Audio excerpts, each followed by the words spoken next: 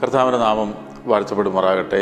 ഈ തലമുറയിൽ ദൈവഹിതം നിവർത്തിക്കുക എന്ന ലക്ഷ്യത്തോടെ പ്രവർത്തിച്ചു വരുന്ന ബരാക്ക ഇൻ്റർനാഷണൽ മിനിസ്ട്രീസിൻ്റെ ദി വേർഡ് ഓഫ് ട്രൂത്ത് എന്ന വേദ പഠന പരമ്പരയിലേക്ക് നിങ്ങളെ ഏവരെയും ഹാർദവമായി സ്വാഗതം ചെയ്യുന്നു. കഴിഞ്ഞ നാളുകളിൽ ഈ പ്രവർത്തന മുഖാന്തരം അനേകരുടെ ആത്മീയ ജീവിതത്തിന് ഉന്നമനം ലഭിച്ചിട്ടുണ്ട് എന്നുള്ളത് ഞങ്ങൾ മനസ്സിലാക്കുന്ന ഒരു വസ്തുതയാണ്. അനേകരുടെ പ്രാർത്ഥനാ വിഷയങ്ങളിൽ നിന്ന് പ്രാർത്ഥിപ്പാനും അനേകരുടെ ആത്മീയമായിട്ടുള്ള ചോദ്യങ്ങൾക്ക് ഉത്തരം പറഞ്ഞു കൊടുക്കുവാനും അത് അവരുടെ ആത്മീയ ജീവിതത്തിന് വളർച്ചയ്ക്ക് നിദാനമായി തീർന്നു എന്നുള്ളതും ഞങ്ങൾ മനസ്സിലാക്കുന്നു. തുടർന്നും ഈ പ്രവർത്തനം ദൈവഹിത പ്രകാരം മുന്നോട്ട് കൊണ്ടുപോകാൻ ഞങ്ങൾ കർത്താവിൽ ശരണപ്പെടുന്നു. കഴിഞ്ഞ നാളുകൾ ഈ പ്രവർത്തനത്തെ ഓർത്ത് പ്രാർത്ഥിച്ച എല്ലാ പ്രിയപ്പെട്ടവർക്കും ഞങ്ങൾ നന്ദി പറയുന്നു. ഇന്നും നമുക്ക് വേദ പഠനത്തിലേക്ക് ശ്രദ്ധ തിരിക്കാം. പാസ്റ്റർ ജെയ്സ് ജോസഫ് തുടർന്ന് ദൈവവചനം ശുശ്രൂഷിക്കുന്നതാണ്. കർത്താവിൻ്റെ നാമം വാഴ്ത്തപ്പെടുമാറാകട്ടെ.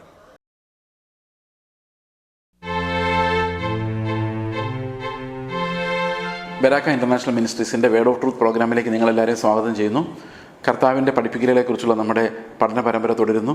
നമ്മൾ കഴിഞ്ഞ ആഴ്ചയിൽ കണ്ടത് പുതിയ കർത്താവിൻ്റെ നീതി എന്താണ്, കർത്താവ് ആഗ്രഹിക്കുന്ന ആത്മീയത എന്താണ്, ഈ വിഷയങ്ങൾ നമ്മൾ സംസാരിച്ചുകൊണ്ടിരിക്കുന്നത്. കഴിഞ്ഞ ആഴ്ച നമ്മൾ കണ്ടത് യാഗത്തിലല്ല കരുണയിലത്രേ ഞാൻ പ്രസാദിക്കുന്നത് എന്നുള്ള ആ കർത്താവിൻ്റെ വെളിപ്പാട്, എങ്ങനെയാണ് ക്രിസ്തു ന്യായപ്രമാണത്തിൻ്റെ പൊരുളായിട്ട് കരുണയെയും സ്നേഹത്തെയും വെളിപ്പെടുത്തിയത്. അത് മത്തായി 23 വരുമ്പോൾ കൂടുതൽ വിശദമായിട്ട് നമുക്ക് കാണാൻ പറ്റും. അവിടെ പറയുന്നത് ഈ ന്യായപ്രമാണത്തിൽ ചെറിയ ചെറിയ കാര്യങ്ങൾ ഇവർ പിക്ക് ചെയ്യുകയും ഘനമേറിയ കാര്യങ്ങൾ പരീശന്മാർ വിട്ടുകളയുകയും ചെയ്യുന്നതാണ്. അപ്പോൾ ശരിക്കും ന്യായപ്രമാണത്തിൽ ഘനമേറിയ കാര്യങ്ങൾ പുറമേ കാണുന്നതല്ല, അതിനകത്ത് ആന്തരികമായ ക്യാരക്ടറാണ്. ക്രിസ്തുവിൻ്റെ ജീവൻ, ദൈവത്തിൻ്റെ ജീവൻ തന്നെയാണ്, ദൈവത്തിൻ്റെ നീതി തന്നെയാണ്. അതാണ് നമ്മുടെ ലക്ഷ്യം. നമ്മുടെ ചുറ്റും എത്ര പെർഫെക്റ്റായ ഒരു കാര്യം നടന്നു എന്നുള്ളതല്ല. ഇന്ന് പലപ്പോഴും സഭയിൽ ഓർഡർ ഒന്ന് മാറിപ്പോയാൽ ബഹളമാണ്, ഭയങ്കര പ്രശ്നമാണ്. ഒരു കാര്യത്തിൽ എടുക്കുകയോ തിരിക്കുകയോ ഒക്കെ ചെയ്യുന്ന എന്തെങ്കിലും ഒരു മാറ്റം വന്നു കഴിഞ്ഞാൽ ആൾക്കാർക്ക് ആർക്കും സഹിക്കാൻ പറ്റില്ല. കാരണം ഇതിലൊക്കെയാണ് ദൈവം പ്രസാദിക്കുന്ന അവരുടെ ചിന്ത. പാട്ട് പാടുമ്പോൾ ഒരു ശ്രുതി തെറ്റിപ്പോയാൽ, അല്ലെങ്കിൽ ഒരു കാര്യം എന്തെങ്കിലും മിസ്റ്റേക്ക് വന്നു കഴിഞ്ഞാൽ നമ്മൾ വിചാരിക്കുന്നു അയ്യോ തോറ്റു പോയി എന്നാണ്. എൻ്റെ സഹോദരങ്ങൾ ഒരു കുഴപ്പമില്ല, പൊക്കോട്ടെ. കാരണം കർത്താവിന് മുമ്പിൽ എന്ത് കാണിച്ച് അഭിനയിച്ചിട്ട് നമ്മൾ ഇത്രയൊക്കെ ഉള്ളൂ. ശരിക്കും നമ്മുടെ ഉള്ളിലുണ്ടാകുന്ന കരുണയും സ്നേഹവുമാണ് കർത്താവ് എപ്പോഴും നോക്കിക്കൊണ്ടിരിക്കുന്നത്. There is no greater religion than that. പൗലോസ് പറഞ്ഞു, ഏത് ന്യായപ്രമാണത്തിനും മുകളിലാണ് സഹോദരനെ തന്നെപ്പോലെ തന്നെ സ്നേഹിക്കുക. നമ്മുടെ അടുത്ത് കിട്ടിയിരിക്കുന്ന ആ ആളെ നമ്മുടെ ജീവൻ വെച്ചും നമ്മൾ കഷ്ടത അനുഭവിച്ചുകൊണ്ടും അവരെ സ്നേഹിക്കുക എന്നുള്ളതിനകത്താണ് ഈ സ്പിരിച്വാലിറ്റി ഇരിക്കുന്നത്. നമുക്കറിയാം, ചില ആൾക്കാർ ഈ യാഗത്തിൽ ഭയങ്കരമായിട്ട് കർത്താവിനെ ഫോക്കസ് ചെയ്യുകയും കരുണയുടെ ഭാഗം ഉപേക്ഷിച്ച് കളയുകയും ചെയ്യും. അവർ ചർച്ചിലോട്ട് വന്നു കഴിഞ്ഞാൽ അന്യഭാഷ പറഞ്ഞാൽ നിൽക്കത്തില്ല, പ്രാർത്ഥിച്ച് തീരത്തില്ല. ഞാൻ പലപ്പോഴും ആലോചിച്ചിട്ടുണ്ട്, അന്യഭാഷ പറയുമ്പം ഒത്തിരി അങ്ങോട്ട് ഫോഴ്സ് ചെയ്ത് പറയുന്ന പല ആൾക്കാരും ഞാൻ ചിന്തിച്ചിട്ടുണ്ട്. വീട്ടിൽ ആരോടെങ്കിലുള്ള നല്ല വൈരാഗ്യം അല്ലെങ്കിൽ പറഞ്ഞു തീരാത്ത ദേഷ്യം വെച്ചോണ്ടേ വന്നത്, അത് കൈയടിച്ചിട്ട് ആ ദേഷ്യം അങ്ങ് തീർക്കുന്ന ആൾക്കാരുണ്ട്. പ്രിയ സഹോദരങ്ങളെ, വീട്ടിൽ സമാധാനം എന്ന് പറഞ്ഞില്ലെങ്കിലും വെളിയിൽ വരുമ്പോൾ ഭയങ്കര ആത്മീയത കാണിക്കുന്ന ഒത്തിരി ആൾക്കാർ നമ്മുടെ ചുറ്റുമുണ്ട്. അതുകൊണ്ടാണ് കർത്താവ് പറയുന്നത്, ഈ യാഗത്തിലൊന്നും എനിക്ക് യാതൊരുവിധ പ്രസാദവുമില്ല. കാരണം ഇത് ഈ പുറമേ ഉള്ളതല്ല, അത് അകമേയുള്ള കരുണയാണ് ഞാൻ എപ്പോഴും നോക്കിക്കൊണ്ടിരിക്കുന്നത്. അതാണ് നമ്മൾ കഴിഞ്ഞ ദിവസം കണ്ടത്. പിന്നെ ഉപവാസത്തെക്കുറിച്ചൊരു ടീച്ചിങ് പലപ്പോഴും നമ്മൾ ഒത്തിരി തെറ്റിദ്ധരിക്കുന്ന ഒരു കാര്യമാണ്. ഉപവാസം എടുക്കുന്നത് വിജയം നേടാനും വിടുതൽ നേടാനും തടസ്സങ്ങൾ മാറാനും എന്നൊക്കെ പറഞ്ഞാൽ, എൻ്റെ സഹോദരങ്ങളെ, പുതിയ നിയമം പഴയ നിയമം പോലല്ല. പണ്ട് ആ പഴയതും പുതിയതും കൂടെ കൂട്ടി തുന്നരുത്. നിങ്ങൾക്കറിയാം, പണ്ട് ദാനിയേലിൻ്റെ പുസ്തകത്തിൽ കാണുന്നുണ്ട്, പ്രാർത്ഥന തടസ്സപ്പെടുത്തുന്ന പാഴ്സിരാജ്യത്തിൻ്റെ പ്രഭു. നമ്മളിത് പറയുന്നത് ഓരോ ദേശത്തിൻ്റെ ദേശാധിപതിയാണ്. പാഴ്സിരാജ്യത്തിൻ്റെ ദേശാധിപതി പ്രാർത്ഥനയെ തടഞ്ഞു എന്നാണ്. പ്രാർത്ഥനയുടെ ഉത്തരം തടഞ്ഞു. ഇന്നത് നടക്കുമെന്ന് നിങ്ങൾ വിചാരിക്കുന്നുണ്ടോ? കർത്താവ് നമ്മുടെ ഹൃദയത്തിനകത്താണ് വസിക്കുന്നത്. അതിനിടയിലൊരു പാഴ്സിരാജ്യമൊന്നുമില്ല. അത് പഴയ നിയമത്തിലായിരുന്നു. കർത്താവ് ക്രൂശിൽ മരിക്കുമ്പം ഈ പ്രഭുക്കന്മാരെല്ലാം മുട്ടുകുത്തുകയും കീഴടങ്ങുകയും അവരുടെ അധികാരം ക്ഷയിച്ചു പോവുകയും ചെയ്തു. നമ്മളിപ്പോഴും അവർ വലിയ രാജാക്കന്മാരിക്കുന്ന പോലെ സങ്കല്പിച്ചിട്ട് ആ സങ്കല്പ രാജ്യത്തിലെ ഈ രാജാക്കന്മാർക്കും പ്രഭുക്കന്മാർക്കുമെതിരെ യുദ്ധം ചെയ്ത് ശാസിച്ചുകൊണ്ട് നടക്കുകയാണ്. സഹോദരങ്ങളെ, അവരെല്ലാം തകർന്നു പോയവരും തീർന്നു പോയവരുമാണ്. നിങ്ങൾക്ക് ഈ ആത്മീക പോരാട്ടത്തെക്കുറിച്ചുള്ള കാര്യങ്ങൾ എഫെസ്യ ലേഖനം 6 അധ്യായം വായിക്കുമ്പോൾ നമുക്ക് മനസ്സിലാവും. ഉപവാസം എടുത്ത് പോരാടുന്ന കാര്യമല്ല അവിടെ പറയുന്നത്. അവിടെ രക്ഷയുടെ സർവായുധവർഗം ധരിച്ച് പോരാടുന്നതിനെക്കുറിച്ചാണ്. സാത്താൻ്റെ തന്ത്രങ്ങളോട് പോരാടാൻ രക്ഷയുടെ സർവായുധവർഗമാണ് വേണ്ടത്. അതല്ലാതെ ശാസനയും പത്സനവും അതൊന്നും അല്ല. അങ്ങനെയൊന്നും അല്ല. അത് പക്ഷേ ഡെമോൺ പൊസസ്ഡ് ആയിട്ടുള്ള ഒരാളെ നമ്മൾ യേശുവിൻ്റെ നാമത്തിൽ ആ ഡെമോണിനോട് കൽപ്പിച്ച് പുറത്താക്കാൻ പറ്റും, അത് വേറെ കാര്യം. പക്ഷെ നമ്മൾ ഈ അന്തരീക്ഷത്തിൽ കിടക്കുന്നതിനെല്ലാം ഇങ്ങനെ പോരാടി ആ ഒരു പോരാട്ടത്തെക്കുറിച്ചല്ല എഫേസ്യ ലേഖനം പറയുന്നത്. അവരെല്ലാം തോറ്റുപോയവരാണ്. നമ്മൾ വിശ്വസിക്കുമ്പോൾ അതിന്മേൽ നമുക്ക് ജയമുണ്ട്. നമ്മുടെ വിശ്വാസത്തോടാണ് ഏറ്റവും വലിയ പോരാട്ടം. പുതിയ നിയമത്തിൻ്റെ വിശുദ്ധ ജീവിതത്തോടാണ് ഏറ്റവും വലിയ പോരാട്ടം. ക്രിസ്തുവിൻ്റെ ജനത്തോടാണ് ഈ വ്യവസ്ഥകളുടെ എല്ലാം പോരാട്ടം. അവിടെ നമ്മൾ യുദ്ധം ചെയ്യേണ്ടത് നമ്മുടെ രക്ഷയെ ഉറപ്പിച്ചുകൊണ്ട്, നമ്മുടെ വിശ്വാസത്തെ ഉറപ്പിച്ചുകൊണ്ട്, വചനത്തിൽ പ്രാവീണ്യമുള്ളവരായി എല്ലാ തന്ത്രങ്ങളെ എതിർത്ത് നിൽക്കാനുള്ള ആ ഒരു യുദ്ധമാണ് നമ്മൾ ജയിക്കേണ്ടത്. അപ്പോൾ ന്യൂ സ്പിരിച്വാലിറ്റി, പുതിയ നിയമത്തിൽ സംഭവിച്ച അത്ഭുതം എന്താണ്? ആ പഴയ തുരുത്തിയിൽ പകരുന്ന പഴയ വീഞ്ഞ് പോലെയല്ല പുതിയ തുരുത്തിയിൽ വരുന്ന പുതിയ വീഞ്ഞ്. ഈ പുതിയ വീഞ്ഞിൻ്റെ പ്രത്യേകത എന്താണെന്ന് വെച്ച് കഴിഞ്ഞാൽ അത് ക്രിസ്തുവിൻ്റെ പ്രവൃത്തികളെ ആധാരമാക്കിയാണ്. ക്രിസ്തുവിൻ്റെ നാമത്തിലാണ് മുഴങ്കാലുകൾ മടങ്ങുന്നത്, ഭൂതങ്ങൾ ഓടുന്നത്. ക്രിസ്തുവിൻ്റെ കരുണയിലാണ് നമ്മളെല്ലാവരും രക്ഷപ്പെടുന്നത്. ഇവിടെ എല്ലാ ഫോക്കസും മനുഷ്യൻ എന്നുള്ളതിലേക്കും മനുഷ്യൻ്റെ എഫേർട്ട് എന്നുള്ളതിലേക്കും മാറിയിട്ട് കർത്താവ് നമ്മുടെ ഉള്ളിൽ ചെയ്യുന്ന പ്രവൃത്തികൾ അവൻ്റെ കൃപ എന്നുള്ളതിലേക്ക് വന്നു എന്നുള്ളതാണ് പുതിയ നിയമത്തിൽ കാണുന്ന വ്യത്യാസം. ഇനി 10-ാം അധ്യായത്തിലേക്ക് നമ്മൾ വരുമ്പോൾ ഇതൊരു ടീച്ചിങ് ചാപ്റ്ററാണ്. അതായത് കർത്താവ് പഠിപ്പിക്കാൻ ഉപയോഗിക്കുന്ന പഠിപ്പിക്കലുകൾ മാത്രം കമ്പോസ് ചെയ്തിട്ടുള്ള ഒരു ഭാഗമാണ്. ഇതിൽ ശരിക്കും പറഞ്ഞാൽ ആദ്യത്തെ 5 വാക്യങ്ങൾ കഴിഞ്ഞാൽ മുഴുവൻ കർത്താവിൻ്റെ ടീച്ചിങ്സാണ്. വളരെ റാഡിക്കലായിട്ടുള്ള ടീച്ചിങ്സാണ്. ഇതിനകത്ത് ചില ഭാഗങ്ങൾ മാത്രം ഞാൻ വായിക്കുന്നു. 5-ാം വാക്യം ഇങ്ങനെ പറയുന്നു: ജാതികളെടുക്കൽ പോകാതെയും ശമര്യരുടെ പട്ടണത്തിൽ കിടക്കാതെയും. കർത്താവ് പറഞ്ഞു, ഒരിക്കലും ജാതികളോട് പോയി നിങ്ങൾ സുവിശേഷം പറയരുത്, ശമര്യക്കാരുടെ അടുത്തേക്കും പോകരുത്, ഇസ്രായേൽ ഗ്രഹത്തിലെ കാണാതെ പോയ ആടുകളുടെ അടുക്കിലേക്ക് തന്നെ ചെല്ലുവിൻ. അപ്പോൾ ശിഷ്യന്മാരെ ഒരിക്കലും കർത്താവ് ശമര്യക്കാരുടെ അടുത്തോ ജാതികളുടെ അടുത്തോ വിട്ടിട്ടില്ല. ഇതുകൊണ്ട് മുസ്ലിങ്ങൾ പലപ്പോഴും പറയുന്നത് എന്ന് വെച്ച് കഴിഞ്ഞാൽ കർത്താവ് വന്നത് കാണാതെ പോയ ഇസ്രായേൽ മക്കളെ റിസ്റ്റോർ ചെയ്യാൻ വേണ്ടിയാണ്, ഒരിക്കലും ശമര്യക്കാർക്ക് വേണ്ടിയോ മറ്റ് ജാതികൾക്ക് വേണ്ടിയോ അല്ല എന്നുള്ളതാണ്. പക്ഷെ നമുക്കറിയാം, ഈ കർത്താവ് തന്നെ ശമര്യക്കാരെ സ്ത്രീയോട് സംസാരിക്കാൻ നമ്മൾ കണ്ടിട്ടുണ്ട്. സകല ജാതികളെ ശിഷ്യരാക്കിക്കൊള്ളാൻ കർത്താവ് തന്നെയാണ് പറഞ്ഞത്. അപ്പോൾ ഇതെങ്ങനെയാണ് ഈ വാക്യം? എന്തുകൊണ്ടാണ് ശിഷ്യന്മാരോട് അവിടെ പോകരുതെന്ന്, ജാതികളുടെ പട്ടണത്തിൽ കിടക്കരുതെന്നും ശമര്യക്കാരുടെ പട്ടണത്തിൽ കിടക്കരുതെന്നും ഒക്കെ പറയാനുള്ള കാരണം എന്താണ് എന്ന് ചോദിച്ചു കഴിഞ്ഞാൽ, പ്രിയ സഹോദരങ്ങളെ, കർത്താവ് എപ്പോഴും പ്രത്യേക അനുഗ്രഹങ്ങൾ കൊടുക്കുന്നത് അവൻ്റെ ഉടമ്പടിക്ക് അടിസ്ഥാനപ്പെടുത്തിയാണ്. പഴയ നിയമത്തിൽ കർത്താവ് ഏർപ്പെട്ടൊരു ഉടമ്പടി ഇസ്രായേൽ മക്കൾക്കുണ്ടായിരുന്നു. അതിനകത്ത് അവർക്ക് ലഭിച്ച വാഗ്ദത്തമായിരുന്നു മെശിഹ. അപ്പോൾ കർത്താവ് ഒരു അത്ഭുതം ചെയ്യുമ്പോൾ, അല്ലെങ്കിൽ ശിഷ്യന്മാർ പോയി ഒരു അത്ഭുതം ചെയ്യുമ്പോൾ, ഈ കവനന്റിനകത്തുള്ള ആളുകൾക്ക് ഈ അത്ഭുതം എന്ന് പറയുന്നൊരു അടയാളമാണ്. ദ മെശിഹ വരുന്നു എന്നുള്ളൊരു അടയാളമാണ്. എന്നാൽ വെളിയിലുള്ള കനാന്യസ്ത്രീയുടെ മുമ്പിൽ ചെയ്യുമ്പോഴോ അത് അടയാളമല്ല, അതൊരു അത്ഭുതം മാത്രമാണ്, ഒരു മിറക്കിൾ, ഇത്രയേ ഉള്ളൂ. അങ്ങനത്തെ സൈനില്ല. ഇത് മെശിഹ ആണെന്നൊരു സൈനില്ല. എന്തുകൊണ്ടില്ല? അവർക്ക് വാഗ്ദത്തമില്ല. അപ്പോൾ വാഗ്ദത്തം ഇല്ലാത്തവരെ അത്ഭുതങ്ങൾ കാണുമ്പോൾ അവർ വെറും ഒരു അത്ഭുതമായിട്ടാണ് കാണുന്നത്. അതുകൊണ്ടാണ് കനാന്യസ്ത്രീയോട് കർത്താവ് പറഞ്ഞത് നായ്ക്കൾക്കുള്ളതല്ല മക്കൾക്കുള്ളതെന്ന് പറയാനുള്ള കാരണം അവർ നായ്ക്കളാണെന്നുള്ളതുകൊണ്ടല്ല. ശരിക്കും ഇത് ഇസ്രായേൽ മക്കളുടെ ഇടയിലാണ് ആ സുവിശേഷം പ്രസംഗിക്കപ്പെട്ടത് അന്ന്. അതിൻ്റെ കാരണം കവനൻ്റ് അവരുമായിട്ടുണ്ടായിരുന്നുള്ളൂ. ഉടമ്പടിക്ക് വെളിയിലുള്ള ജനമായിരുന്നു ഇവരെല്ലാവരും. അപ്പോൾ ഉടമ്പടി സ്ഥാപിച്ചത് ക്രൂശിലാണ്. ക്രൂശിൽ കർത്താവ് കാൽവരി ക്രൂശിൽ രക്തം ചൊരിഞ്ഞപ്പോഴാണ് സകല ജാതികളോടുമുള്ള ആ സുവിശേഷത്തിൻ്റെ തുറവി ലഭിക്കുന്നത്. ആ തുറവി ലഭിക്കുന്നത് വരെയും ശിഷ്യന്മാർ സംസാരിച്ചുകൊണ്ടിരുന്ന മുഴുവൻ അത് അതേ സുവിശേഷം തന്നെ നമുക്ക് ലഭിച്ചത്, യഹൂദന്മാർക്ക് അന്ന് ലഭിച്ച അതേ സുവിശേഷം തന്നെ. അതേ സുവിശേഷം യഹൂദന്മാരോട് അന്ന് സംസാരിക്കാൻ വേണ്ടി ശിഷ്യന്മാരെ വിടുകയാണ്. വേറൊരിടത്തും പ്രവേശിക്കരുത്. അപ്പോൾ അവർക്ക് കുറച്ച് നിയമങ്ങൾ കൊടുത്തിട്ടാണ് വിടുന്നത്. സ്വർഗരാജ്യം സമീപിച്ചിരിക്കുന്നു എന്ന് ഘോഷിപ്പിൻ. സഹോദരങ്ങളെ, നിങ്ങൾ പലപ്പോഴും ആൾക്കാരെന്നോട് ചോദിക്കാറുണ്ട്, ഈ ദൈവരാജ്യം എന്നുള്ളൊരു വിഷയമല്ലേ നമ്മളെപ്പോഴും പ്രസംഗിക്കേണ്ടത്? കാരണം കർത്താവ് എപ്പോഴും അതല്ലേ പറഞ്ഞുകൊണ്ടിരുന്നത്. എന്നോട് പലരും ചോദിച്ചിട്ടുണ്ട്, എന്താണ് ദൈവരാജ്യത്തിൻ്റെ ക്യാരക്ടറിസ്റ്റിക്സ്, ദൈവരാജ്യം എങ്ങനെയാണ്, ഇങ്ങനെയൊക്കെയല്ലേ കൂടുതലും പഠിപ്പിക്കേണ്ടത് എന്നോട് ചോദിക്കുക. എൻ്റെ മറുപടി, ശിഷ്യന്മാരെന്താണ് പഠിപ്പിച്ചത്? അപ്പോസ്തലന്മാർ എങ്ങനെയാണ് പഠിപ്പിച്ചത്? ദൈവരാജ്യത്തെക്കുറിച്ചാണോ അപ്പോസ്തലന്മാർ പ്രധാനമായിട്ടും പഠിപ്പിച്ചത്? ഒരു അർത്ഥത്തിൽ പറഞ്ഞാലാണ്. പക്ഷെ ദൈവരാജ്യം എന്താണ് അങ്ങനെയുള്ള നിർവചനങ്ങളിലൂടെ അല്ല പഠിപ്പിച്ചത്. പാപത്തെ ജയിക്കുന്നത് എങ്ങനെ, കർത്താവിൻ്റെ കർത്തൃത്വത്തിലേക്ക് നമ്മൾ നടക്കുന്നത് എങ്ങനെ, ഇതൊക്കെയാണ് ദൈവരാജ്യം. ദൈവരാജ്യം എന്ന് പറയുന്നത് ഭക്ഷണവും പാനീയവുമല്ല. ആത്മാവ് നമ്മുടെ ഉള്ളിൽ വസിക്കുമ്പോൾ നമുക്ക് ലഭിക്കുന്ന ആനന്ദമാണ്, സമാധാനമാണ്, നീതിയാണ്. ഇതാണ് ദൈവരാജ്യം എന്ന് പറയുന്നത്. അപ്പം നമുക്ക് ആത്മീകമായിട്ട് ലഭിക്കുന്ന ക്രിസ്തുവിൻ്റെ കർത്തൃത്വത്തിലേക്കും ഭരണത്തിലേക്കും വരുമ്പോൾ നടക്കുന്ന സംഭവങ്ങളാണ് അതെല്ലാം എഴുതിയിരിക്കുന്നത്. അപ്പോൾ ദൈവരാജ്യം എന്നുള്ളൊരു പ്രസംഗ വിഷയം ഉണ്ടാക്കി പറയുക എന്നുള്ളതല്ല. ദൈവരാജ്യം സമീപിച്ചിരിക്കുന്നതാണ് മത്തായിയുടെ സുവിശേഷത്തിലെ പ്രസംഗമെങ്കിൽ ഇപ്പം നമ്മൾ പറയുന്നത് ദൈവരാജ്യം വന്നിരിക്കുന്നു നമ്മുടെ ഇടയിൽ. ദൈവത്തിന് നമ്മെ നേരത്തെ ആന്തരികമായി ഭരിക്കാൻ കഴിയില്ലായിരുന്നു. കാരണം നമ്മൾ വിടുവിക്കപ്പെട്ടിരുന്നില്ല, നമ്മൾ പാപത്തിൻ്റെ അടിമത്തത്തിലായിരുന്നു, ആത്മാവില്ലായിരുന്നു, ആത്മാവ് ഡെഡ് സ്റ്റേജിലായിരുന്നു. അതുകൊണ്ട് കർത്താവ് എക്സ്റ്റേണലിയാണ് എപ്പോഴും സംസാരിച്ചുകൊണ്ടിരുന്നത്. ആന്തരികമായിട്ട് സംസാരിക്കാൻ നമ്മളുടെ ആത്മാവ് ഉണ്ടായിരുന്നില്ല. എന്നാൽ യേശുക്രിസ്തു മരിച്ച് ആത്മാവ് സ്വർഗത്തിൽ നിന്ന് വന്ന ശേഷം നമുക്കുണ്ടായ വ്യത്യാസം എന്താണെന്ന് വെച്ച് കഴിഞ്ഞാൽ, നമുക്ക് ആത്മാവിൽ കർത്താവിനെ അറിയാൻ ഉള്ള കണ്ണ് തുറന്നു. So we can hear the still voice of the spirit. ദൈവത്തിൻ്റെ ആത്മാവ് നമുക്ക് പറഞ്ഞു തരുന്ന കാര്യങ്ങൾ നമുക്ക് മനസ്സിലാവും. അപ്പോൾ പുതിയ നിയമത്തിൽ നമുക്ക് ദൈവത്തിൻ്റെ ആത്മാവ് ആന്തരികമായി നമ്മോട് സംസാരിക്കാൻ കഴിയും. അപ്പോൾ പഴയ നിയമത്തിലുള്ള ദൈവത്തിൻ്റെ ഇടപെടലുകളും പുതിയ നിയമത്തിലുള്ള ഇടപെടലുകളും തമ്മിൽ വ്യത്യാസമുണ്ട്. ആത്മാവിലൂടെ കർത്താവ് സംസാരിക്കുന്നതും വെളിയിലെ എക്സ്റ്റേണൽ മീൻസ് ഉപയോഗിച്ച് സംസാരിക്കുന്ന തമ്മിൽ വ്യത്യാസമുണ്ട്. അപ്പോൾ ശിഷ്യന്മാർ പോകുമ്പോൾ എക്സ്റ്റേണൽ മീൻസ് വെച്ച് മാത്രമേ അവർക്ക് സംസാരിക്കാൻ പറ്റുള്ളൂ. കാരണം ഒരു ആത്മാവിൽ നിറഞ്ഞവരൊന്നുമല്ല, അവരുടെ ഇടയിലേക്കാണ് പോകുന്നത്. അപ്പോൾ ദൈവരാജ്യം സമീപിച്ചിരിക്കുന്നു. അതായത് ദൈവം നിങ്ങളെ ആന്തരികമായി ഭരിക്കുന്ന, പിന്നീട് അക്ഷരാർത്ഥത്തിൽ കർത്താവ് മടങ്ങി വരുമ്പോൾ അത് അക്ഷരാർത്ഥത്തിൽ പൂർണ്ണമായ ഒരു റിയലൈസേഷൻ ഓഫ് ദ കിങ്ഡം അത് വരാൻ പോകുന്നു. എന്നാൽ കർത്താവിൻ്റെ ആത്മാവ് വരുമ്പോൾ ഈ ദൈവരാജ്യ ശക്തിയോടെ നമ്മുടെ ഇടയിലേക്ക് ഇറങ്ങി വരികയും ദൈവം നമ്മെ ഭരിക്കുകയും ആത്മാവിലൂടെ നമ്മുടെ മേൽ കർത്തൃത്വം നടത്തുകയും ഭരിക്കുകയും ചെയ്യുന്ന ആ ഒരു കാലം വരുന്നു. ഇത് തന്നെയാണ് ശമരിയക്കാരസ്ത്രീയോടും കർത്താവ് പറയുന്നത്. ആത്മാവിൽ സത്യത്തിലും ആരാധിക്കുന്ന കാലം വരുന്നു, ആന്തരികമായൊരു നമസ്കാരത്തിലേക്ക് നമ്മൾ പോകുന്ന ഒരു കാലം വരുന്നു എന്ന് കർത്താവ് പഠിപ്പിക്കുന്നു. അപ്പോൾ സ്വർഗരാജ്യം സമീപിച്ചിരിക്കുന്നു എന്ന് ഘോഷിപ്പിൻ, രോഗികളെ സൗഖ്യമാക്കുവിൻ. ഇതാണ് ഞാൻ പറഞ്ഞത്. ഈ സ്വർഗരാജ്യത്തെക്കുറിച്ച് പ്രസംഗിക്കാൻ ഇവർ പോകുമ്പോൾ അത് വാഗ്ദത്തമായി ലഭിച്ചിരിക്കുന്നത് ഇസ്രായേൽ മക്കൾക്ക് മാത്രമാണ്.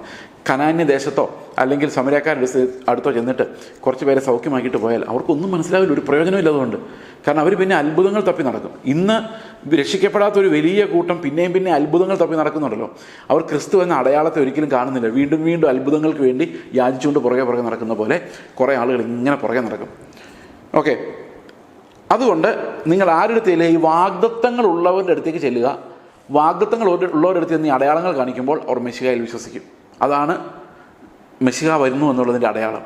ക്രിസ്തുവിൻ്റെ നാമത്തിൽ എന്ന് പറഞ്ഞു കഴിയുമ്പം ആ ക്രിസ്തു മെശിഹായാണെന്നുള്ളത് വെളിപ്പെടും. അത് വാഗ്ദത്തമുള്ളവർക്ക് മാത്രമേ വെളിപ്പെടുകയുള്ളൂ. അല്ലാത്തവർക്ക് ക്രിസ്തു വരുന്ന കാര്യം അറിയില്ല. അവിടെ പോയി അത്ഭുതങ്ങൾ കാണിച്ചിട്ട് കാര്യമൊന്നുമില്ല, ഒരു മജീഷ്യനാണെന്ന് അവർ വിചാരിക്കും. ചിലപ്പോൾ നിങ്ങളെ ദൈവമാക്കി മാറ്റാനും വഴിയുണ്ട്. ഒരു എന്താണ് കർത്താവെന്നൊന്നും അറിയാൻ വയ്യാത്ത, വാഗ്ദത്തങ്ങളൊന്നും അറിയാൻ വയ്യാത്ത ആളുകളുടെ അടുത്ത് പോയിട്ട് നിങ്ങളൊരു അത്ഭുതം ചെയ്തു കഴിഞ്ഞാൽ നിങ്ങളവിടുത്തെ ദൈവമായിട്ട് മാറും, നിങ്ങളൊരു ദിവ്യപുരുഷനായിട്ട് മാറും. അല്ല, ക്രിസ്തുവിനെ ആരും മനസ്സിലാക്കാൻ പോകുന്നില്ല. ബിക്കോസ് ദേ ഡോണ്ട് ഹാവ് വാഗ്ദത്തം, പ്രോമിസസ് കിട്ടിയിട്ടില്ലാത്തതുകൊണ്ട്. അതുകൊണ്ട് കർത്താവ് പറഞ്ഞു, നിങ്ങൾ എവിടെ കയറരുത്, ജാതികളുടെ പട്ടണത്തിലോ ശമരിയ പട്ടണത്തിലോ ഒന്നും കയറരുത്.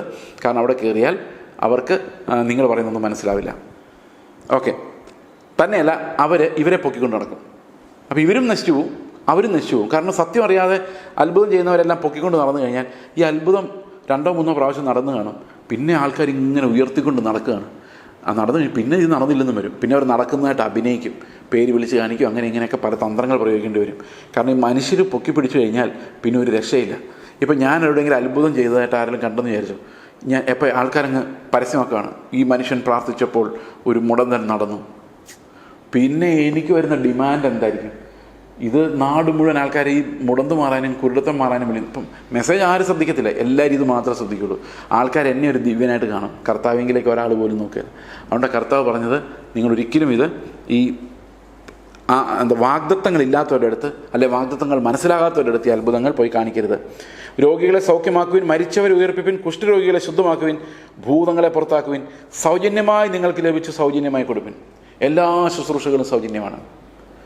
വണ്ടിക്കൂലി തന്നാൽ മേടിക്കാം, കാരണം വണ്ടിക്കൂലി നമുക്ക് വേറെ എവിടെ നിന്ന് കിട്ടാനാണ്, അതുകൊണ്ട് മേടിക്കാം. കയ്യിലുണ്ടെങ്കിൽ അതുപോലും മേടിക്കേണ്ട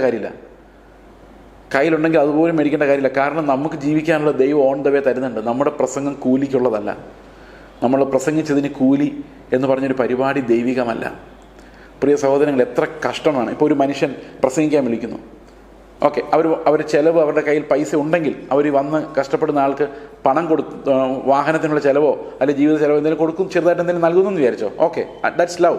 പക്ഷേ അപ്പാർട്ട് ഫ്രം ദാറ്റ്, ഒരാൾ പ്രസംഗിച്ചു കഴിഞ്ഞാൽ, പ്രാർത്ഥിച്ചു കഴിഞ്ഞാൽ അയാൾക്ക് പൈസ കൊടുക്കണമെന്നുള്ളൊരു നിയമം, അതൊരു ഡേഞ്ചറസ് നിയമമാണ്. കാരണം അങ്ങനൊരു ബാധ്യത ആർക്കും ഉണ്ടാകാൻ പാടില്ല.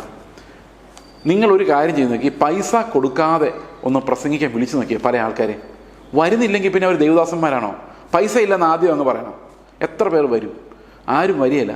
ഈ ദ്രവ്യാഗ്രഹങ്ങൾ ഇങ്ങനെ വളർത്താൻ വേണ്ടി ഈ ശുശ്രൂഷയെ കച്ചവടവൽക്കരിച്ച് പെർഫോമൻസ് ആക്കി മാറ്റുന്ന ഈ കാലഘട്ടത്തിൽ കർത്താവ് പറഞ്ഞ വാക്ക് എത്ര പ്രധാനമാണ്. നമ്മൾ ഒരാളെ ഉപദേശിക്കുമ്പോൾ സൗജന്യമായിട്ട് ലഭിച്ചതാണ്. ഞങ്ങളുടെ കൂട്ടായ്മയിൽ ഒരു ശുശ്രൂഷയും പൈസ വാങ്ങിച്ചല്ല ചെയ്യുന്നത്, എല്ലാം സൗജന്യമാണ്. എത്ര സമയം ചെലവഴിക്കേണ്ടി വന്നാലും. കാരണം കർത്താവ് അങ്ങനെയാണ് തന്നത്.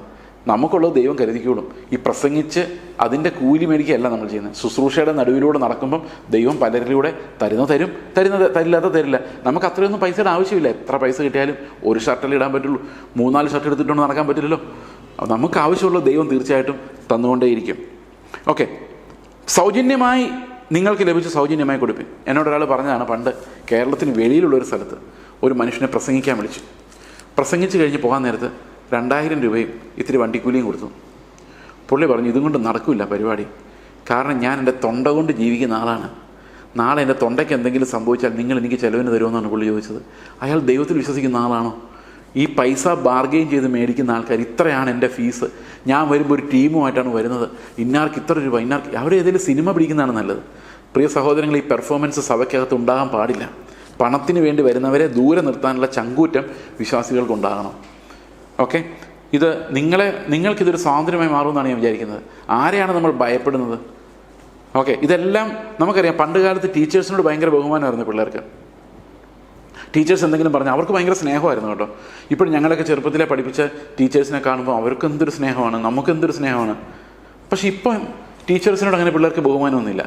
അതിൻ്റെ പ്രധാനപ്പെട്ട കാര്യം എന്ന് വെച്ച് കഴിഞ്ഞാൽ, ടീച്ചർ എന്നുള്ള ആൾ നമ്മൾ പൈസ കൊടുത്ത് നിയമിച്ചിരിക്കുന്ന ഒരു എംപ്ലോയി പോലെയാണ്. ഒരു വിദ്യാർത്ഥി നോക്കുമ്പോൾ ഞാൻ പൈസ കൊടുക്കുന്നത്, എൻ്റെ അപ്പം ഫീസ് കൊടുത്തിട്ടാണ് അവരെന്നെ പഠിപ്പിക്കുന്നത്, പിന്നെ ഞാൻ എന്താ ബഹുമാനിക്കാനെന്നാണ് ചിന്തിക്കുന്നത്.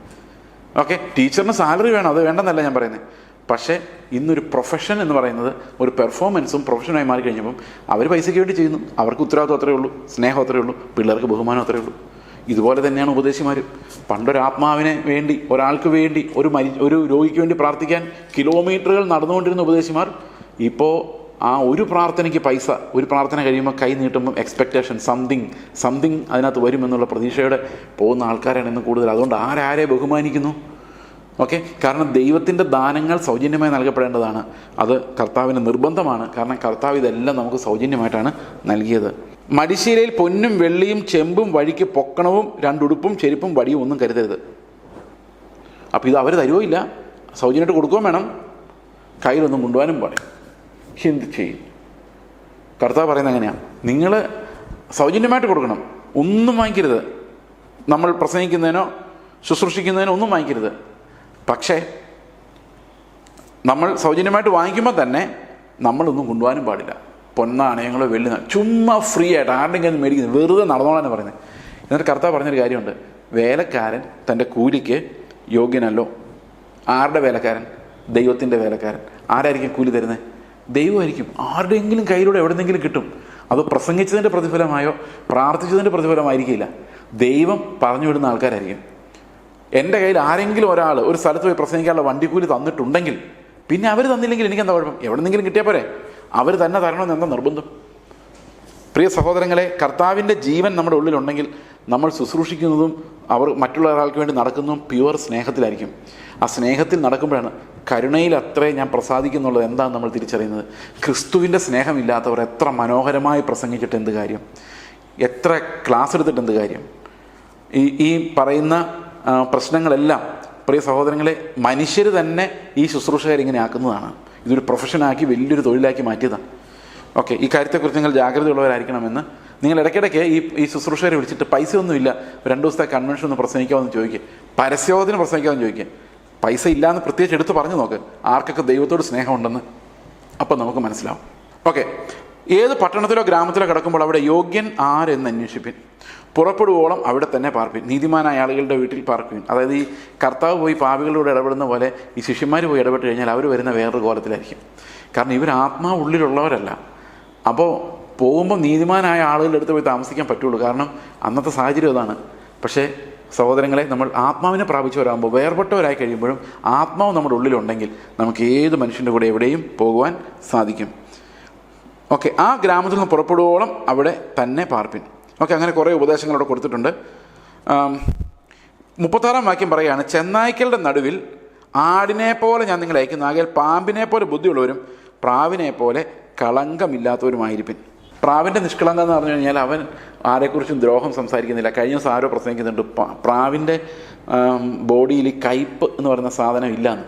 അറിയില്ല കേട്ടോ, അങ്ങനെയാണെങ്കിൽ നല്ല കാര്യം. കയ്പ അങ്ങനെ ഒരു സാധനം ഉണ്ടല്ലോ. ഈ സാധാരണ ഈ പക്ഷികളുടെ ഉള്ളിൽ കയ്പ് ഉണ്ടാക്കുന്ന ഒരു ചെറിയൊരു ഗ്ലാൻഡുണ്ട്. കോഴിയൊക്കെ മുറിക്കും, അത് കട്ട് ചെയ്ത് കളഞ്ഞിട്ടാണ് ഈ ചിക്കനൊക്കെ ഉണ്ടാക്കുന്നത്.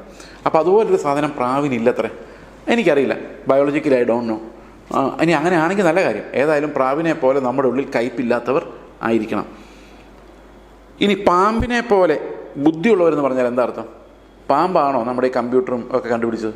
പാമ്പിന് ബുദ്ധിയുണ്ടോ? എന്തെങ്കിലും ബുദ്ധിയുള്ളതായിട്ട് നിങ്ങൾക്ക് തോന്നിയിട്ടുണ്ടോ? അതിനാകെയുള്ള ബുദ്ധി തന്ത്രങ്ങളിൽ നിന്ന് രക്ഷപ്പെടാനുള്ള ബുദ്ധിയാണ്. പാമ്പിനെ പിടിക്കാൻ ഭയങ്കര പാടാണ്, നിമിഷ നേരം കൊണ്ടത് മുങ്ങും. അപ്പോൾ ഇങ്ങനെ ഈ ട്രാപ്പിനകത്ത് വീഴാതെ മുങ്ങാനുള്ള, സ്വയം രക്ഷിക്കാനുള്ളൊരു എബിലിറ്റി പാമ്പിനുണ്ട്. എന്നിട്ട് പറയാണ്, മനുഷ്യരെ നിങ്ങൾ സൂക്ഷിച്ചോളുവിൻ. പിന്നെ ആരെയാണ് നമ്മൾ സൂക്ഷിക്കേണ്ടാത്ത? മനുഷ്യരല്ലേ ചുറ്റുമുള്ളത്. ആരെയാണ് നമ്മൾ ഏറ്റവും കൂടുതൽ, ഇന്ന് വിശ്വാസ ലോകത്തിൽ ഏറ്റവും കൂടുതൽ നമ്മൾ സൂക്ഷിക്കേണ്ടത് മനുഷ്യരെയാണ്, സാത്താനെയല്ല. എന്തുകൊണ്ട് മനുഷ്യരെ? പ്രിയ സഹോദരങ്ങളെ, രണ്ട് തരത്തിലുള്ള മനുഷ്യരുണ്ട്. ഒന്ന്, മനുഷ്യത്വം വെച്ച് മനുഷ്യൻ്റെ നന്മയിൽ വിശ്വസിച്ച് ജീവിക്കുന്നവർ, നല്ല മനുഷ്യർ. അവരെയാണ് ഏറ്റവും കൂടുതൽ സൂക്ഷിക്കേണ്ടത്, കാരണം അവർ ശരിക്കും നല്ലവരല്ല. ഇനി വേറൊരു കൂട്ടർ മനുഷ്യത്വത്തിൽ ആശ്രയിക്കുന്നില്ല, കാരണം അവർ തകർന്നവരാണ്, അവരുടെ ഒരു നന്മയില്ലെന്ന് അവർക്കറിയാം. അവർ ദൈവത്തിൽ മാത്രം ആശ്രയം വയ്ക്കുന്നവരാണ്. അപ്പം അങ്ങനെ ദൈവത്തിൽ മാത്രം ആശ്രയം വയ്ക്കുന്ന ആ ആളുകൾ അല്ലാത്തവർ, മനുഷ്യരുടെ സ്വയത്തിൽ, മനുഷ്യൻ എന്ന് പറയുന്ന ആ ഒരു സാധനത്തിൽ ആശ്രയിക്കുന്നവർ, അവരാണ് ഏറ്റവും കൂടുതൽ സൂക്ഷിക്കേണ്ടത്. They are very crafty. അവർ നമ്മളെ തകർത്ത് കളയും. മാനുഷികമായ ആശയങ്ങൾ ഇന്ന് സഭകളിലേക്ക് കടന്നു വന്ന്, മാനേജ്മെൻറ്റ് തത്വങ്ങൾ കടന്നു വന്ന്, ഇതെല്ലാം നല്ലതാന്ന് അവർ നമ്മളെ കൊണ്ട് സമ്മതിപ്പിക്കും. നമുക്ക് വലിയ വിവരമില്ലാത്തതുകൊണ്ട് ഇതെല്ലാം ശരിയാണെന്ന് അംഗീകരിക്കും. അവസാനം എന്നോടൊരാൾ പറഞ്ഞാണ്, പാസ്റ്റർ ഇങ്ങനെ വിളിക്കുന്ന എല്ലാ യോഗത്തിനും പോകരുത്, അവരെത്ര പേര് വരുമെന്ന് അന്വേഷിക്കണം. കാരണം എന്താ വെച്ചാൽ നമുക്ക് അത്രയും സമയമില്ല. കാരണം ഒരിടത്ത് നമ്മൾ പോവുകയാണെങ്കിൽ അവിടെ മാക്സിമം ആൾക്കാർ അറ്റൻഡ് ചെയ്യണം, പിന്നെ അവിടെ പോകേണ്ടി വരരുത്. അത് തന്നെയല്ല, വിളിക്കുന്ന എല്ലാ മീറ്റിങ്ങിനും പോയാൽ പാസ്റ്ററിനൊരു വിലയുണ്ടാവില്ല. എല്ലാ ഉപവാസ പ്രാർത്ഥനയ്ക്കും പോകുന്ന ആളാണെന്ന് വിചാരിക്കും. അല്ല, അങ്ങനെ നമുക്കൊരു സ്റ്റാൻഡേർഡ് ഉണ്ടാക്കണം. ഇത്ര പേരുള്ളൊരു കൺവെൻഷന് മാത്രമേ ഞാൻ പ്രസംഗിക്കുള്ളൂ. അങ്ങനെയായിരുന്നെങ്കിൽ കർത്താവും ശിഷ്യന്മാരും എന്ത് ചെയ്തേനെ? ഞാൻ എപ്പോഴും ആലോചിക്കുന്നുണ്ട്. അങ്ങനെ ഈ ആൾക്കാർ കൂടുന്നിടത്ത് മാത്രം പ്രസംഗിക്കുന്ന ഒരു ആൾക്കൂട്ട പ്രസംഗിയായി കർത്താവിനെയും പൗലോസിനെയും ഒക്കെ ഒന്ന് ചിന്തിച്ച് നോക്കി. ഒരു മനുഷ്യനെ വഴി കാണുമ്പോൾ, ഏതെങ്കിലും ഒരു മനുഷ്യരെ എവിടെയെങ്കിലും കണ്ടുമുട്ടുമ്പോൾ, വഴി തെരുവുകളിൽ നിന്നുകൊണ്ട് സംസാരിച്ച ഒരു സക്കായിയോട്, ഒരു സമരിയാക്കാരി സ്ത്രീയോട്, ആ കർത്താവ് എവിടെയാണ്? നമ്മൾ എന്തിനാണ് ഇതൊക്കെ സംരക്ഷിച്ച് ഉണ്ടാക്കി വെക്കുന്നത്? അതുകൊണ്ട് തന്ത്രങ്ങളിൽ നമ്മൾ വീണു പോകരുത്. മനുഷ്യരുടെ തന്ത്രങ്ങളെ സൂക്ഷിച്ചുള്ളൂ. ഇങ്ങനെയുള്ള പല ഉപദേശങ്ങൾ നമുക്ക് കിട്ടും, പല ഉപദേശങ്ങൾ. ഓക്കെ, നമ്മളെ തന്നെ വലുതാക്കാൻ വേണ്ടി, നമ്മുടെ മനുഷ്യൻ എന്ന് പറയുന്ന നമ്മുടെ സ്വഭാവത്തെ വലുതാക്കാൻ വേണ്ടിയുള്ള പലതരം തന്ത്രങ്ങൾ നമ്മൾ കേൾക്കും. ഇതിലൊന്നും നിങ്ങൾ വീണു പോകരുത്. മനുഷ്യൻ ഭയങ്കര തന്ത്രശാലിയാണ്. അവർ ശരിക്കും, ഞാൻ എൻ്റെ മെസ്സേജസൊക്കെ ആൾക്കാർ ശ്രദ്ധിക്കാൻ തുടങ്ങിയ സമയത്ത് രണ്ട് സഹോദരന്മാരെന്നോട് പറഞ്ഞു, എനിക്കന്ന് ടിക്കറ്റ് എടുക്കണമായിരുന്നു അത്യാവശ്യമായിട്ട് നോർത്ത് ഇന്ത്യയിലോട്ട് പോകാൻ വേണ്ടി. തത്കാൽ എടുക്കണം. അപ്പോൾ തത്കാൽ എടുക്കണമെങ്കിൽ അന്ന് രാത്രി ക്യൂ നിൽക്കണം, രാവിലെ ഒക്കെ ക്യൂ നിൽക്കണം. 10 മണിക്കൊക്കെ പോയി നിന്ന് രാത്രി പോയി നിന്നും കിടന്നും ഒക്കെയാണ് ടിക്കറ്റ് എടുക്കുന്നത്. അപ്പോൾ രണ്ട് യൗവനക്കാർ വളരെ ആത്മാർത്ഥമായിട്ട് പറഞ്ഞു, അയ്യോ ഇനി പാസ്റ്റർ അങ്ങനെയൊന്നും പോയി നിൽക്കരുത്, അത് മോശമാണ്, ഞങ്ങൾ പോയി നിന്നോളാം, പാസ്റ്റർ ഇന്ന് പ്രാർത്ഥിക്കുകയോ വചനം വായിക്കുകയോ അങ്ങനെയുള്ള കാര്യങ്ങൾ ചെയ്തോ, ഞങ്ങൾ പോയി കഷ്ടപ്പെട്ടോളാം, നിങ്ങളിങ്ങനെ കഷ്ടപ്പെട്ടു എന്നോട് പറഞ്ഞു. അപ്പോൾ എൻ്റെ ഉള്ളിലേക്ക് പെട്ടെന്ന് വന്നത്, ഞാൻ അവരെ അവിടെ നിർത്തിയിട്ട് എങ്ങനെയാണ് വീട്ടിൽ സമാധാനമായിട്ട് കിടന്നുറങ്ങാൻ പറ്റുന്നത്? It's not possible. ഞാൻ പറഞ്ഞു, ഒരു കാരണവശാലും എൻ്റെ പെട്ടി എടുത്തുകൊണ്ട് നടക്കാനോ എൻ്റെ പുറകെ നടക്കാനോ ഒരൊറ്റ ആളെ പോലും ഞാൻ അനുവദിക്കില്ല, വലുതായാലും ചെറുതായാലും. കാരണം എന്താണെന്ന് വെച്ച് കഴിഞ്ഞാൽ, അവനെ ബഹുമാനിക്കേണ്ടവനാണ് ഞാൻ, ഏറ്റവും താഴ്ന്നത് ഞാനായിരിക്കണം. നമ്മൾ ഉണ്ടാക്കി വെക്കുന്ന രാജ്യങ്ങൾ, മറ്റുള്ളവരെ ദൈവത്തിനോടുള്ള കമ്മിറ്റ്മെൻ്റ് എന്ന് പറഞ്ഞുകൊണ്ട് അവരെ ഡ്രൈവർമാരായും, ശമ്പളം കൊടുക്കാതെ ഡ്രൈവർമാരായും ശുശ്രൂഷകരായും വെച്ച് അവർ കമ്മിറ്റ്മെൻറ്റ് ദൈവത്തിന് ചെയ്യുന്നെന്ന് വിചാരിച്ച് അവരെല്ലാം ചെയ്യുന്നത്. ഈ ഒരു അടിമത്തം, ശുശ്രൂഷക അടിമത്തം ഇന്ന് പല സഭകളിലും പല സ്ഥലങ്ങളിലും നിലനിൽക്കുന്നുണ്ട്. അപ്പം മനുഷ്യർ തന്ത്രശാലികളാണ്. അവർ പല സങ്കേതങ്ങൾ ഉപയോഗിക്കും ചതിക്കാൻ. കർത്താവ് പറയാണ്, ഇവരെല്ലാം നിങ്ങൾ സൂക്ഷിച്ചോണം. നിങ്ങളെ വലുതാക്കാനെന്ന് പറഞ്ഞാൽ അവർ വരുന്നത്, നിങ്ങൾ വലുതാവും, പക്ഷേ കർത്താവിന് മുമ്പിൽ നിങ്ങളൊന്നും അല്ലാതായി മാറും. If you are using management techniques, if you are using human techniques to grow in the ministry, okay, മിനിസ്ട്രിയിൽ വളരാൻ വേണ്ടി നിങ്ങൾ മാനുഷികമായ ടെക്നിക്കുകൾ ഉപയോഗിക്കുന്നുണ്ടെങ്കിൽ നിങ്ങൾക്ക് ഇതൊരു മുന്നറിയിപ്പാണ്. മനുഷ്യരെയും അവൻ്റെ തന്ത്രങ്ങളെയും സൂക്ഷിച്ചു കൊള്ളുവിനെന്ന് കർത്താവ് പറയുന്നു. അവൻ നടത്തുന്ന പോലെ നടന്നാൽ മതി, അവൻ എന്തുമാത്രം ആവശ്യമുണ്ടോ അത്രയും പ്രസംഗിച്ചാൽ മതി, കർത്താവ് പറയുന്നത്രയും ചെയ്താൽ മതി. അതിൽ കൂടുതൽ ഒന്നും ചെയ്യേണ്ട ആവശ്യം നമുക്കില്ല. It's not the ministry that's glorified in our lives, it's Christ himself who is worthy of all honour and glory. വേറെ ഒന്നിനും നമ്മൾ ചെയ്യുന്ന ശുശ്രൂഷയ്ക്ക് പോലും യാതൊരു മഹത്വമില്ല. ഓക്കെ, അപ്പോൾ മനുഷ്യരുടെ തന്ത്രങ്ങൾ പല രീതിയിലാണ് നമുക്ക് വരുന്നത്. Strategies, man's strategies. വേറെ അതുപോലെ മനുഷ്യർ പറയുന്ന വേറൊരു കാര്യമാണ്, നമ്മളെല്ലാ കാര്യങ്ങളും തുറന്നു പറയരുത്, കുറച്ച് ഗൗരവം വേണം, അകലം ഇടണം, എങ്കിലേ മനുഷ്യർ ബഹുമാനിക്കുകയുള്ളൂ. ഇതെല്ലാം മനുഷ്യരുടെ തന്ത്രങ്ങളാണ്. കർത്താവ് ശിഷ്യന്മാരോട് പറഞ്ഞത് എന്താ? ഞാൻ പിതാവിൽ നിന്ന് കേട്ടതെല്ലാം ഞാൻ നിങ്ങളോട് പറഞ്ഞേക്കുന്നു, ഒന്നും മറച്ചു വെച്ചിട്ടില്ല. നത്തിങ്. തുറന്നു പറയുന്നതിനകത്ത് ഒരു കുഴപ്പമില്ല. ഒരു രഹസ്യവും, ആരും അറിയാതിരിക്കേണ്ട ഒരു രഹസ്യവും നമുക്കില്ല. We should be open before the people who are around me. എൻ്റെ കയ്യിൽ എന്തുണ്ട്, അവർക്ക് ആവശ്യം വരുമ്പോൾ എൻ്റെ കയ്യിൽ പോക്കറ്റിൽ എന്തുണ്ട്, അക്കൗണ്ടിൽ എന്തുണ്ട്, അത് ഒരാളുടെ അടുത്ത് മറച്ചു വെക്കേണ്ട കാര്യമില്ല. We are this much, we are this, അതറിയണം. അതാണ് ശരിക്കുമുള്ള ലീഡർഷിപ്പ് എന്ന് പറയുന്നത്. ഈ മറച്ചു വെക്കുന്നിടത്ത് എല്ലാം അടിമത്തമുണ്ട്. If you are hiding something, you are a slave of that particular thing. നിങ്ങൾ എന്തെങ്കിലും മറച്ചു വെക്കുന്നുണ്ടെങ്കിൽ നിങ്ങൾ അതിൻ്റെ അടിമയാണ്, നിങ്ങൾക്ക് അതിൽ നിന്ന് രക്ഷപ്പെടാൻ പറ്റാത്ത ആളാണ്. അപ്പോൾ ചെന്നായ്ക്കളുടെ നടുവിലേക്ക് അയക്കുമ്പം പാമ്പിൻ്റെ ബുദ്ധി ഉണ്ടായിരിക്കണം എന്ന് പറയുന്നത് ഇങ്ങനെയുള്ള തന്ത്രങ്ങളിൽ നമ്മൾ ഇവരെ കുരുക്കുമെന്നുള്ളതുകൊണ്ടാണ്. മനുഷ്യനെ സൂക്ഷിച്ചോണം, അവൻ്റെ തന്ത്രങ്ങൾ അസാമാന്യമായിരിക്കും. അപ്പോൾ ഈ തന്ത്രങ്ങളിൽ നിന്ന് രക്ഷപ്പെടണമെങ്കിൽ നമ്മൾ ഒരു തികഞ്ഞ നിഷ്കളങ്കമായ ഒരു പ്രാവിൻ്റെ ഹൃദയം സൂക്ഷിച്ചാൽ മാത്രമേ സാധിക്കുകയുള്ളൂ. ഇവരുടെ തന്ത്രങ്ങൾ നമ്മൾ അറിഞ്ഞിരിക്കുവാൻ കർത്താവിൻ്റെ ആ ഒരു പരിജ്ഞാനം നമ്മൾ ആയുധമായി ഉപയോഗിക്കുകയും വേണം. ഓക്കെ, അപ്പോൾ ഇതിന് മുമ്പോട്ട് വരുന്ന കാര്യം, നിങ്ങൾ എന്ത് പറയേണ്ടെന്ന് പോലും വിചാരപ്പെടേണ്ട. ആത്മാവിൽ നടക്കുന്ന ഒരാൾക്ക് എന്ത് പറയുമെന്ന് പോലും വിചാരപ്പെടേണ്ട കാര്യമില്ല. അതെല്ലാം തക്ക സമയത്ത് കർത്താവ് വരെ പഠിപ്പിച്ചോളും. എന്ത് കഴിക്കും, എന്തുടുക്കും, എങ്ങോട്ട് നടക്കും, എന്ത് പറയും, എന്ത് സമാധാനം പറയും, ഇതൊക്കെ ദൈവം നമുക്ക് മതിയായവനാണ്. സകലത്തിനും ദൈവം നമുക്ക് മതിയായവനാണ്. ഇത് കർത്താവ് വാള് കൊണ്ടുവരാൻ വരുന്ന എങ്ങനെയാണ് നമ്മുടെ സുവിശേഷത്തിലേക്ക്, അല്ലെ കർത്താവിൽ ജെനുവിനായിട്ട് വിശ്വസിക്കുമ്പം നമുക്ക് എന്താണ് സംഭവിക്കുന്നതാണ് ഈ വാക്യങ്ങളെല്ലാം നമുക്ക് പറഞ്ഞു തരുന്നത്. ഇനി തുടർച്ചയുള്ള ഭാഗങ്ങൾ അടുത്ത ആഴ്ച നമുക്ക് ചിന്തിക്കാം. നമ്മൾ കർത്താവിന് മുമ്പിലേക്ക് നമ്മളെ തന്നെ ഒന്ന് ഏൽപ്പിച്ചു കൊടുത്തിട്ട് നമുക്കൊന്ന് ആലോചിച്ച് നോക്കാം. കർത്താവെ, ഞങ്ങൾ സൗജന്യമായി പ്രാപിച്ചതിൽ ഞങ്ങൾ അങ്ങേക്ക് നന്ദി പറയുന്നു. ഞങ്ങൾക്കിത് സൗജന്യമായി തരാൻ ഞങ്ങൾക്കൊരു യോഗ്യതയില്ലായിരുന്നു, ഇപ്പോഴും ഞങ്ങൾക്കൊരു യോഗ്യതയില്ല കർത്താവ്. എന്നാൽ അങ്ങ് ഞങ്ങളോട് കാണിച്ച ആ വലിയ സ്നേഹമാണ് ഞങ്ങൾ അങ്ങയുടെ മുമ്പിൽ നിർത്തിയിരിക്കുന്നത്. ഒരു മെറിറ്റും ഇല്ല, ഒന്നും അവകാശപ്പെടാനില്ല, എല്ലാം സൗജന്യമായിരുന്നു കർത്താവെ. അതുപോലെ ഞങ്ങൾ മനുഷ്യരുടെ തന്ത്രങ്ങളിൽ, തട്ടിപ്പുകളിൽ പെട്ടുപോകാതെ പ്രാവിൻ്റെ നിഷ്കളങ്കതയോടെ അങ്ങയുടെ മുമ്പിൽ ബ്രോക്കണായി, തകർന്നവരായി, ഒന്നും അങ്ങയല്ലാതെ ഒന്നും വേണ്ടാത്തവരായി, അങ്ങയിൽ തൃപ്തരായി ജീവിക്കാൻ ഞങ്ങളെ സഹായിക്കണം. കർത്താവായ യേശു ക്രിസ്തുവിൻ്റെ നാമത്തിൽ തന്നെ ആമേൻ.